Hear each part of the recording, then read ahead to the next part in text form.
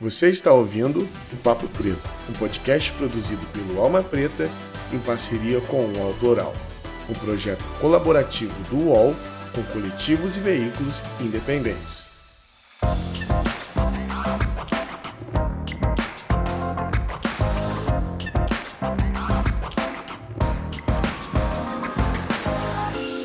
Salve, salve galera, muito bom dia, boa tarde ou boa noite. Estamos começando agora mais um podcast Papo Preto. Meu nome é Iago Rodrigues e eu sou apresentador desse belíssimo podcast. E é sempre bom reforçar que o Papo Preto é um podcast produzido pela Alma Preta Jornalismo. Que se você ainda não conhece o nosso trabalho, nós somos uma agência de jornalismo independente. Então, corre lá em todas as redes sociais. Nós temos nosso site, você pode nos encontrar em qualquer lugar como Alma Preta Jornalismo. Apoie o nosso trampo, que é muito importante. A gente está aqui resistindo. E hoje eu vou trocar a ideia com um cara que eu sou fã demais. Prazer ter você aqui, Marcola, com a gente, diretamente da Bahia. Salve, Marcola. Salve, Iago, salve geral aí. Seja a hora que chegue aí, né? De manhã, meio-dia, de noite. Tá dado salve para todos. Agradeço a oportunidade de estar aqui com você, irmão. Um amigo assim, né? Que a gente vai construindo nessa nossa jornada de trabalho, de música, enfim. Mas sempre a gente encontra pessoas que nos tratam com respeito e com carinho. E aí fica, né? Que o trabalho passa, mas o que se aprende com os outros acaba ficando. Então, eu agradeço a oportunidade, né, mano, de estar aqui. Sou Marcola Bituca, sou de Salvador, Bahia, cidade muito quente e litorânea. E estou aqui hoje para falar sobre tudo aí, música, enfim, muita coisa aí, opiniões impopulares, pessoais, enfim, É qualquer isso. assunto que tiver. Vamos que vamos. Cara, eu conheci o teu som, eu tava lembrando agora, foi num card da Gênios, tá ligado? De um Ah, som que legal. você lançou, se eu não me engano, foi em 2018 ou 19, eu não me engano, não me lembro. Mas eu conheci ali, fui atrás de você nas redes sociais, comecei a consumir o teu trampo. E para mim foi uma estética totalmente diferente, tá ligado? Do que eu ouvia no rap. E foi algo que me prendeu. E desde lá eu sou apaixonado na sua música. E eu queria que você lançou um disco agora, né? Queria que você falasse um pouquinho do disco e um pouquinho das suas inspirações para compor, para fazer música e tal. Cara, para falar um pouco do que aconteceu agora, vamos fazer uma relembrança do que aconteceu lá em 2019, que foi os últimos Filhos de Sião, né? Na verdade, o começo do que seria, né? O final de 2019, início de 2020. E quando eu entrei para começar a gravar os trabalhos na Aquahertz, lá no final de 2018, passando todo aquele ano de 2019, uma coisa eu já tinha certeza de que eu faria, que era trazer um pouco das influências que me acompanharam ali, né, na minha formação de personalidade, ali na minha infância também, né? Eu ouvia muito Jacob Miller, eu ouvia muito Sound System, e é uma coisa muito forte na minha rua, assim. Os caras eram tudo maluco, assim, eles botavam uns blazer com as bermudas tactel. Era como se fosse uma Jamaica na minha rua ali em Pirajá, né? E era uma cultura mesmo, os caras tudo os adolescentes, uns ficaram um pouco mais velhos, se vestiam assim. E eu ouvia muito reggae. Aí, com o passar dos anos ali na minha adolescência, que foi misturando um pouco disso com um pouco do que o Fantasmão fazia, né? Eu fui tentando trazer isso para minha música, mas eu não conseguia porque a gente tinha referências de raps que vinham de São Paulo, né? E que chegavam dos Estados Unidos até São Paulo e de São Paulo até a gente. Não tinha essa popularidade que tem hoje, né? As coisas que são consumidas aqui. E também não tinha internet como se tem hoje. A internet era discada, era horrível, não tinha acesso a essa informação toda. Então a gente ouvia o que vinha de São Paulo. Eu ouvia muito Racionais, MV Bill, me ajudou a ideia de construir letras e músicas e tudo mais, mas não tinha uma influência forte da música regional da cidade. Então, quando o Fantasmão chegou, porque eu sou daqui, né, e tá na cultura de rua, tá no carnaval, tá circulando pela cidade, de ver o Fantasmão, eu falei, não, é isso aí. A música, o rap de Salvador é aquilo. Eu, na minha visão, ali, o adolescente, eu achava que aquilo ali era fantástico, cara. Tipo assim, era para os caras estar aí hoje com uma carreira estruturada, 20 anos fazendo coisas assim, influenciando outros jovens como eu, né? Então, quando eu fiz Os Últimos Filhos de Sião, que foi o meu primeiro álbum assinando como Marcola Bituca, com o teor religioso que tem o álbum, né? O teor religioso no sentido de religar e não de estar ali falando uma prática religiosa ou dizendo que A ou B está certo em termos religiosos, mas dizer que é possível a gente fazer uma música, não vou dizer superior, para não dizer que existem músicas inferiores, mas não é isso, mas de fazer uma música que desperte alguma investigação nas pessoas, que deixe as pessoas inquietas de certa forma, entende? Então eu entendo quando as pessoas me mandam mensagem no Instagram, no Twitter, dizendo que a música mexe com elas, ou que a capa do disco chocou, ou que, enfim, o trabalho tem esse teor, mas não é um teor de dizer o que é certo ou o que é errado. Na verdade, ser mais uma coisa de provocação, né? Investigação, provocar as pessoas para que elas investiguem na sua própria psicologia, sua própria vida, né? A filosofia, né? Filosofia para dentro, psicologia para dentro, filosofia para fora, filosofar, mas sempre fazendo um trabalho psicológico ali, investigar como é que tá, o que é que sente, né? De onde é que parte a sua raiva. Então, eu me sinto nesse compromisso de fazer isso com a música, né? Na verdade, isso para mim é título de missão mesmo, né? E já entrando no trabalho, no Galo, a Ciência do Tambor, é justamente isso, cara. Esse disco tem até a própria capa, que caiu na Apple, inclusive, a Apple derrubou o disco recentemente, né? Que isso, Tem, cara? Caiu? caiu, a Apple derrubou o disco assim que subiu, passam umas 2 horas, os caras derrubou e não volta, não tá voltando de jeito nenhum. Eu ia chegar nesse assunto da capa que a gente até conversou antes, né, sobre que houve esse choque.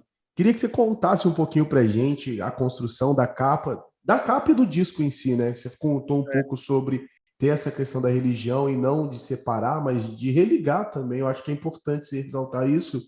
E essa dificuldade, né, de às vezes a galera não tá acostumada, na verdade, Marcola, com pessoas pretas falando sobre as suas pretitudes e sobre o que tá no cotidiano delas, na vida dela, como a religião tá na sua. Antes da gente conversar, e quando a gente conversou da primeira vez, você me falou sobre isso, eu estava vendo o quanto de pessoas não negras, eu acho que posso dizer assim, falam sobre M coisas e tem capas, às vezes até que são parecidas com a sua, e não acontece isso com elas, mas quando a gente decide falar das nossas coisas, do nosso jeito e mostrar o que está na nossa vida, o quanto isso é uma barreira, né, cara? Cara, eu acho que primeiro, antes de tudo, tem que parar de se estereotipar as pessoas e as coisas, tá ligado, mano? Tipo assim, de definir tudo como se.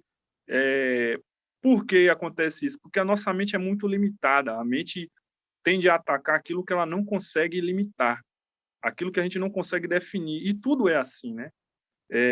Se fala muito hoje sobre o preto e a liberdade, mas é difícil até para um próprio preto se sentir livre conversando com outro preto, porque já se criou também um outro extremismo, que é a necessidade de estar se protestando sendo preto. E às vezes o cara quer falar só de gastronomia, velho, porque o cara gosta de culinária, mano, tá ligado? Tipo, não tem que ser uma regra geral. Ah, você é músico e fala sobre o quê? Sobre pautas. Eu falo, não, cara, eu falo sobre tudo. Engloba tudo. Se você se sentir. Se eu tô falando que eu sou um cara que veio da rua, que sou camelô e que faço música, isso já é um protesto. Não precisa estar gritando isso aos 4 cantos do mundo. A minha vida em si já é um protesto, cara. Eu não tenho que estar. Entendeu? Às vezes eu quero falar de, sei lá, de cultura, sabe, de conchas, biologia, sacou? Então, assim, eu acho que isso estereotipa muito a gente, né, de um modo geral, é dizer que você tem tanto limitações para A como para B. Ou é uma pessoa que não tem nenhum envolvimento político, ou uma pessoa muito política, com envolvimento político, militante, assim, nesse sentido que eu estou falando, quando na verdade você só quer ser você, entende, mano? E isso é difícil das pessoas compreenderem. No caso do trabalho do projeto Marcola Bituca, no caso desse projeto, no meu projeto, funciona bastante porque isso choca, já é o primeiro choque para as pessoas, entende? Eu não estou fazendo um teor de música como o Djonga faz, entende, mano? Tipo assim, não é aquele teor de música. E quando vê que é um cara preto falando isso meio que já dá uma quebrada. Tipo assim, pô, será que a vida desse cara tá tão confortável pra ele estar falando isso? Não, mano.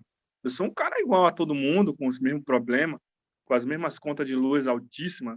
Só que eu tô querendo levar para um outro lado. Eu tô tentando mexer com a psicologia das pessoas de uma forma geral, né? Não é só para quem é preto, ou branco, ou amarelo, mas é, na verdade, a necessidade de a gente se sentir, não ter nem a capacidade de nos olharmos no espelho, né? O que eu estou falando é disso, cara. Porque eu vou te dizer, mano, quando você tá com uma depressão, quando você pensa em se matar, ninguém quer saber de onde você é, o que você faz, tá ligado? Ou então vai ser ambulante, velho. Ser ambulante é a melhor coisa. Eu diria que todo mundo teria que fazer um dia uma experiência de ser um camelô, velho. De subir num ônibus com uma caixa de amendoim, com uma caixa de um cooler de abará, para você ver o que é uma pessoa ser invisível, mano. Então isso me deu a possibilidade de escrever muitas das coisas que tá nesse disco, porque eu sempre fui um observador prático da vida, muito antes de entrar no processo religioso, por conta da minha profissão, né? Uma vez eu estava ali no Ministério Público vendendo abará, aí passou uma desembargadora e o policial militar que estava lá na ronda, né? Que era um camarada que falava com a gente, deu bom dia, ou foi boa tarde, e ela não respondeu, cara. E ele ficou muito chocado com isso, né? Tipo, ele só se sentiu dentro da realidade dele, ele só se sentiu uma pessoa quando ele passou na pele, tá ligado? Tipo assim, pô, cara, você viu, eu dei bom dia a ela, ela nem me deu bom dia. Eu falei, cara, isso acontece todo dia comigo, cara. O tempo todo. Se eu for chorar porque isso acontece, eu nem vou sair nem de casa, irmão. Tá ligado? Tipo assim, as pessoas só entendem quando passa na psicologia prática delas. E o que eu estou tentando dizer é que a gente pode ser um investigador da vida e da sua própria vida, entendeu, mano? Não é esperar passar o evento para poder aprender alguma coisa, né? Claro que a prática sempre vai ensinar mais, sempre será assim. Em qualquer época da vida humana será assim. A guerra só vai deixar de existir quando não tiver mais nada para plantar, mano. Entende o que eu estou falando? As pessoas só vão parar de se matar quando não tiver nada para comer, quando não tiver mais o que plantar. Quando elas entenderem que o básico é tudo, que o princípio básico da vida é tudo. Enquanto tiver todo mundo na zona de conforto, e principalmente aqui no Ocidente, mano, enquanto todo mundo achar que tem água potável encanada, tá tudo beleza, irmão. Enquanto tiver, sabe, maneiras de se acomodar, tá tudo legal, pô. A gente só sente na pele mesmo quando a gente passa por um problema, um choque de consciência. E é partindo disso que você aprende ou não, né? Que você tira o aprendizado ou não. Então, o que eu estou relatando nas músicas é isso. Coisas que me aconteceram, choques de consciência, outras observações para dizer que nós podemos ser um pouco cooperativos, sacou? Na era de Aquário, uma era de cooperação, ser um pouco mais cooperativos. Não estou dizendo que eu vou te pegar no colo e te tratar como se eu fosse meu filho, não é isso que eu estou falando, mas não é essa psicologia de macaco também, essa psicologia de bicho, sabe? De cada um é uma fronteira, vamos dominar o outro, sacou? Tipo, todos vamos ganhar, só fazer as coisas baseado naquilo que vai ganhar, né? Não deixar nenhum legado prático, nenhum ensinamento para nossas crianças, não deixar, sabe? Se for para fazer assim, é melhor que o mundo se acabe logo, velho. Para quê? Vai viver para quê, então? A gente quer mais 100 anos para fazer o quê, mano? Essa é a pergunta que eu tô fazendo nas músicas, tá ligado? Pô, eu quero muito viver para quê? Se você não vai servir com sua vida, você vai fazer o quê, mano? Adquirir bens, vai construir um legado de milhões, de mais casas. Para quê, mano? Isso serve de quê, velho? É sustentar a família, sabe? Não é viver num nível de pobreza extremo, mas é sustentar a família. Mas principalmente formar valores para a consciência, entendeu? Se eu não tivesse escutado Racionais MCs lá naquela época, eu não ia sentir uma vontade de fazer um rap, mano.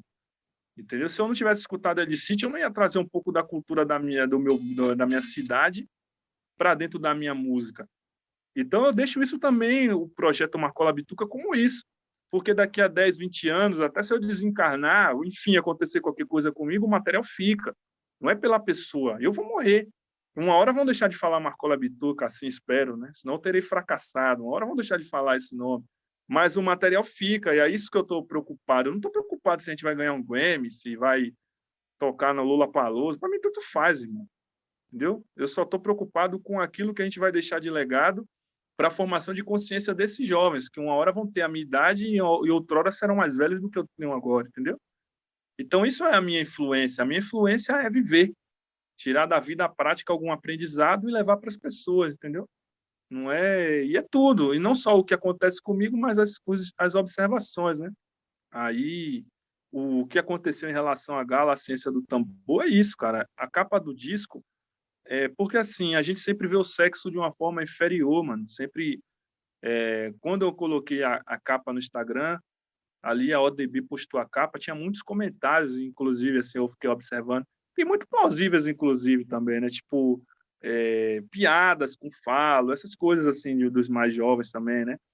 Mas sempre visto como uma coisa inferior. Quando eu coloco uma capa do disco com falo na capa, eu já sabia que seria assim. Porque a psicologia, a prática das pessoas está assim, pô, com piada sobre sexo, sobre tabus, sacou? E o que eu estou falando ali é de o falo sendo visto como algo superior, como a possibilidade de um homem e uma mulher se unir de uma forma superior e ser a religião deles aquilo, a prática religiosa deles daquela forma, de uma forma superior, de uma forma pura, né?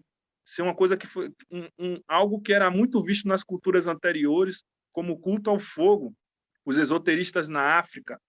Isso tem África, se você for pesquisar, você vai ver que isso foi trazido do Egito. Você vai ver que a própria das imagens que se usa para se referir a Exu é um falo. Você vai ver que tem lá. Se você chegar aqui agora no Pelourinho, ou ali no Mercado Modelo, hoje nem tanto, que eu passei lá nas últimas semanas e não vi, mas antigamente se tinha muito como representação do falo, a representação de Prometeu, né, que é esse fogo, esse culto ao fogo. E esse personagem teve diversos nomes ao longo das eras em diferentes lugares com o mesmo culto ao fogo, que é disso que eu estou falando na capa do disco, entendeu? Aquela capa do disco, aquele falo, é visto como algo superior, os cultos fálicos. Né? Vou deixar até para a galera pesquisar depois aí, cultos fálicos. Isso é o esoterismo prático que eu estou tentando dizer, entendeu? Não uma coisa pejorativa. Porque pejorativo por pejorativo, bagunça por bagunça, se tem milhares, mano. Entende como é que a capa do meu disco cai na Apple, né? Beleza, a capa do disco caiu porque tem um falo. Mas quantas músicas você acha que tem colocando a mulher como uma forma inferior tocando e com capas piores do que aquela? E não cai, sacou? Fica lá. Eu não vou protestar nunca contra isso, porque eu já sabia que seria assim, porque esse é o trabalho. Mas enquanto estiver incomodando, não está funcionando. Entendeu? Se passar batido, beleza, mas se incomodou, funcionou. Essa é a ideia. E, tipo assim, não foi fácil, cara. Algumas distribuidoras me disseram não vou falar o nome, mas me disseram não por causa da capa do disco. Algumas coisas eu não assinei porque a capa do disco era aquela, entendeu? Então eu já sabia que o projeto teria esse teor. A gente tá aqui, tipo, é como se estivesse nadando contra a correnteza, cara, porque é como se eu tivesse realmente tentando subir uma cachoeira, fazendo fluir de baixo para cima, entende? Pique Shiryu no Cavaleiro do Zodíaco, fazendo fluir de baixo para cima, fazendo ascender, não descender é fácil, mano. Se você jogar um barril e bosta numa cachoeira, ele desce, mano, tranquilamente. É isso que fazem com a música. Pegam uma deusa, pegam uma mãe música e jogam qualquer merda pela cachoeira e ela desce, entende? Então, quando alguém tenta fazer alguma coisa dessa forma, vai sofrer sempre um rechaço. Mas para mim é tranquilo, eu já sabia que isso ia acontecer, entende? Então, basicamente, a capa do disco é isso que eu estou falando ali, cara. Aí, aprofundar mais, não, porque eu quero que as pessoas pesquisem, cabe a pesquisa, entendeu do que eu estou falando? De ver por que tem um galo na capa, qual a correlação do galo e o falo, mas eles são a mesma coisa, o mesmo personagem, entende? O galo, esse galo também é o mesmo personagem que é visto em diversas culturas. Pô. Quem é que canta para unir o dia e a noite? É o galo. Quem é que canta para unir a noite ao dia ou ao fim da tarde? É o galo. Esse personagem é sempre o encontro do homem a Deus, sempre será um encontro. E nessas culturas, se dizia os antigos esoteristas dessas escolas, né, por assim dizer, essas escolas de mistério, que se chegava a Deus através de um sexo superior. Por isso é que tem o galho e um falo na frente, cara, entende? É basicamente isso, irmão. Aí o resto da galera cabe mais pesquisa aí, ser um pouco mais ousado e fazer umas pesquisas aí. Ei, você tá curtindo esse programa?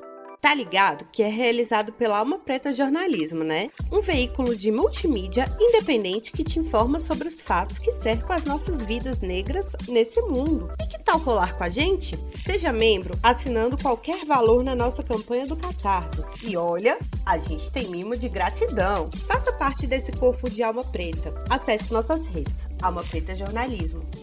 Eu juro pra você que eu fui pesquisar também. E a gente vê que isso existe há muitos séculos, cara. Inclusive na Bíblia. Em diversos momentos. Só que como a galera, às vezes os mais jovens não tem essa questão de pesquisar, não descobre, não entende a simbologia. E eu sempre fui um cara que, tipo, eu vejo algo que começa a me questionar. Eu acho que é por isso que eu gosto tanto da sua música. Que eu não gosto de, tipo, uma coisa pronta. Eu gosto de refletir, de pensar coisas que me fazem remeter à minha vida, Mano, teve uma música sua que foi o que me prendeu ao seu trabalho, aquele Sinos de São José, é isso? Sinos de São José. O começo, 6 da manhã, acordar para tomar café, para vender café sem tomar café. Irônico ou romântico, eu não sei, mas assim que é. Cara, quando eu ouvi isso, me prendeu. Eu parei o que eu estava fazendo. Eu me identifiquei, eu falei, calma aí, espera aí. Era uma época que eu nem ainda não estava nem ainda no Alma Preta, estava passando por um momento complicado e me vi naquilo. Aquilo fez remeter a minha vida, tipo, é como você estava falando, o rio estava jorrando, quando isso bateu na minha mente, peraí, o rio parou. Me fez refletir. Então, toda essa construção e o que você falou, eu me identifico muito sobre a questão de fazer música e querer fazer música por fazer música, não querer fazer música de uma maneira de militar ou de querer de ativismo, porque a nossa vida é isso. Eu me vejo nisso quando eu trabalho com audiovisual e quando as pessoas me chamam para dirigir uma fotografia ou operar uma câmera, só em projetos que exigem que a equipe seja preta. Esse dia eu fui compartilhar um portfólio meu e a produtora me questionou, nossa, mas você só tem trabalhos que se direcionam a pessoas pretas? E eu parei para pensar nisso. Eu não sou só um diretor de fotografia preto ou um operador de câmera preto. Eu sou um diretor de fotografia. Mas muitas das vezes o quanto o nosso trabalho ele entra nesses nichos, mas de uma maneira até involuntária. Mas eu só quero fazer o que eu faço. Eu entendo você quando você fala sobre isso. Cara, mas assim, eu sempre tento deixar isso o mais claro possível para as pessoas, porque senão, se eu não fizer isso, elas vão me estereotipar, porque é isso que faz, e não é culpa delas, é a maneira como se pensa, né? Se não muda o modo de pensar, você vai sempre pensar assim, pô. Porque nós somos ensinados assim, nós não tivemos uma educação fundamental, cara, eu vou te dizer porque a gente não teve uma educação fundamental. A nossa educação fundamental é baseada naquilo que nós podemos ganhar nos formando profissionalmente, né? Hoje se tem, por exemplo, um sistema de progressão continuada, né? Sistema de aprendizado continuado, que é o quê? Se o jovem sabe ou não, ele vai passar de ano, não interessa se ele sabe o assunto, né? Sistema de progressão continuada, é aprovar a pessoa. Onde é que isso ajuda a desenvolver a filosofia na pessoa, cara? Onde é que isso ajuda? É tipo assim, chegar no primeiro ano do ensino médio, né, que eu não sei como é que funciona mais hoje nesse sentido de números, mas no primeiro ano do ensino médio você sabe ler, velho. Porque é um sistema de progressão continuada, cara. E não é que vai reprovar o aluno. Esse sistema de aprovação ou reprovação funciona, beleza, existe. Não é que não deve existir. Mas não se deve cobrar ou deixar de cobrar baseado no que você adquire, sabe, de portfólio profissional, sabe? Não é isso que deve ser avaliado. Se você sabe ou não, cara. Se você consegue filosofar ou não, se você tem ou não tem aquele conhecimento, tá ligado? E isso faz com que os jovens cresçam muitos sem desenvolver senso crítico, porque eles são habituados a fazer isso a vida toda, entende? Aí, às vezes, o cara tá lá, o cara tem um talento gigante para desenho, cara. O cara é um excelente apresentador e ele jamais vai conseguir chegar a isso, porque ele tem que aprender sobre sei lá o quê, mano. Coisas que não tem nada a ver com aquilo, porque ele precisa de uma profissão, cara. Porque não se tem tempo de olhar jovem a jovem, é tudo muito rápido. Aqui não se tem tempo. Parece que está todo mundo sempre com pressa, sabe? 30, 40 alunos numa sala, o professor super estressado, e é lógico que o cara vai estar, porque ele não tem como lidar com 40 crianças ao mesmo tempo. Se você não, mano, você não consegue, eu garanto para você não consegue fazer comida e lavar os pratos ao mesmo tempo. Alguma coisa vai dar errado. Você não consegue fazer isso. Você acha que você consegue, mas você não consegue. Ou você queima o arroz ou você lava o prato mal limpo. Isso é um fato. Você não vai fazer duas coisas ao mesmo tempo, porque você não é dois. Você é um cara só. E aí a mente devagando, que é isso que a mente faz, devagar. Agora imagine um adolescente, uma criança que não está ainda nem adquiriu o conhecimento, a prática, a sapiência da vida necessária para lidar com tudo isso, saber a resposta que vai dar, a crueldade que é hoje, chegar para o guri de 14 anos, 15 anos e falar, você vai ter que saber o que é que você quer da vida, já prestar Enem para saber o que o cara vai ser da vida. Mas não tem cara de 30 anos que nem sabe o que vai fazer da vida. Como é que um menino de 15 anos sabe o que ele vai fazer da vida, velho? Com 15 anos de idade, ele vai definir toda a tônica da vida dele nos próximos 20 anos, porque tem que fazer a prova do Enem. porque tem que estudar, porque tem que formar uma profissão, porque tem... Não, cara, o cara tem que estudar para adquirir um conhecimento. Dá tempo da pessoa desenvolver um senso crítico dele, mas isso não funciona. Isso que eu estou falando aqui é meio que fantasia, inclusive, né? Não funciona dessa forma. Então, por isso que a gente se sente assim quando chega nessa idade. Às vezes, mas hoje a juventude não sabe o que quer. Lógico que não. Quem é que sabe o que quer? Nem nossos pais sabem o que quer, cara. Não A existe juventude isso. nunca soube o que quis. Não sabe o que quer. Nem os adultos sabem. O que nutre a juventude é a rebeldia, cara, entendeu? Então não tem como você ficar dialogando com um jovem sem apresentar para ele um objetivo prático da coisa, que é o quê? Pô, esse dia eu estava trabalhando com meu sobrinho lá, que é um primo sobrinho. O menino tem muito talento para ser pedreiro, ele tem uns 14 anos, ele tem talento. Você não pode chegar para o menino e dizer para ele que ele não pode usar que ele não pode utilizar daquela profissão, mas você tem que dar a ele todas as ferramentas para que ele utilize aquela profissão da maneira mais intelectual e melhor possível para a vida dele, entendeu? De uma forma positiva. Não só porque o cara vai ser pedreiro. Isso é um talento também, velho. Não é todo mundo que é pedreiro. Vai medir uma casa para você saber se todo mundo sabe fazer isso, tirar um nível de um piso, todo mundo sabe fazer isso. Não, e a profissão é desvalorizada porque o cara é pedreiro. Mas tinha que ter estudado 20 anos para fazer aquilo, e o cara chega, tem uma formação de advogado, não era a vocação dele, o cara não sabe o que vai fazer, nem foi pedreiro, que era a vocação, e nem advogado, que não é a vocação dele, porque tá assim. E cresce um adulto frustrado, sente-se que não faz parte de nada, porque ele não aproveitou. E o tempo de vida desse rapaz, alguém vai devolver? Não devolve, entendeu, mano? Então, quando a gente chega nessa idade, a gente começa a se questionar muitas coisas que nos foram ensinadas assim.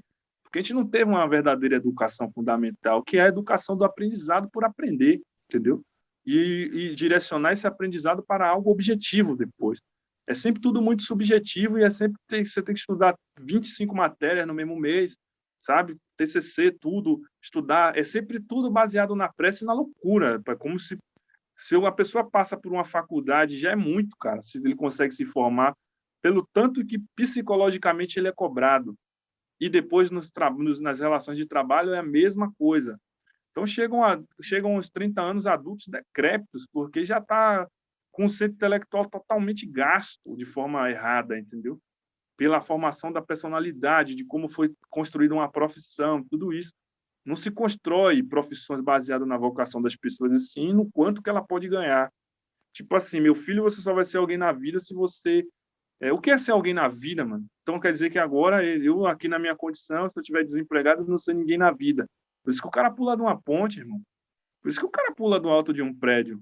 Porque ele não é ninguém na vida. Então essas coisas assim que eu tento trazer para o meu disco, que todo mundo é alguém, entendeu? Independente se tem um emprego ou não, uma profissão ou não, entendeu? Isso é a minha prática religiosa, né? Isso é o que eu acredito. De as pessoas estarem buscando ao Pai, esse Pai, esse Criador, mas buscar dentro de si, irmão. Não buscar só nos fatos externos, ou nas coisas externas, ou nas práticas externas. Às vezes eu vejo Deus quando eu vou ali plantar um feijão, quando eu vejo alguém plantando um feijão. Não é necessariamente eu vou ver Deus se eu estiver dentro de um púlpito ou estiver em frente a um altar. Também. Mas tem que ver Deus também de uma forma mais intimista, entende? Às vezes você está ali ensinando sua filha a ler, tem muito Deus ali, mano. Tem Deus demais ali, entende? Esse tipo de relação que não se cria, sim, de você ver a livre expressão de uma criança, a livre expressão de uma criança. Existe muito Deus nisso. Deus é muito sutil, mano, entende? A gente coloca Deus de uma forma macro porque ele é também, mas Deus também é muito sutil. O micro e o macro são a mesma coisa, depende do olho de quem vê. Entende? Exato. Cara, eu tô aqui e para mim eu ficaria aqui falando com você horas e horas, mano, porque eu acho que é muito disso, essa questão da filosofia. Para mim, a gente já fala no ensino há muitos anos, mas a gente decretou isso quando tirou o pensamento crítico da escola, dos jovens, não tem mais filosofia, não tem mais sociologia, só aprende a fazer uma conta, entender uma física e escrever A ou B.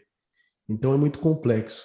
Marcola, a gente está batendo aqui o final do nosso programa, infelizmente, muito infelizmente, mas a gente, como eu já falei para você, nós vamos inaugurar o nosso estúdio aqui em São Paulo. Quando nós tivermos o nosso podcast em vídeo, eu espero receber você aqui para que a gente possa conversar mais sobre isso tudo. Mas antes da gente ir, eu quero te agradecer muito e falar onde a galera pode te encontrar o seu trabalho.